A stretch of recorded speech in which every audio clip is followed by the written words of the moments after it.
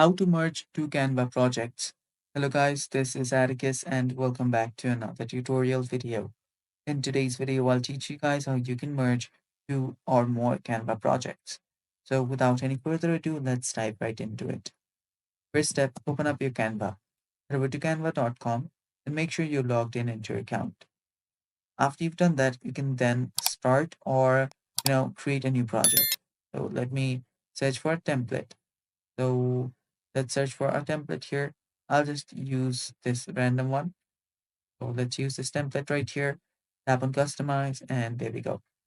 So after you've opened up a project, you can open it up from your designs that are available already on your projects as well.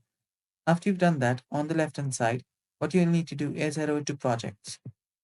After you're on projects, simply choose the one that you want to add.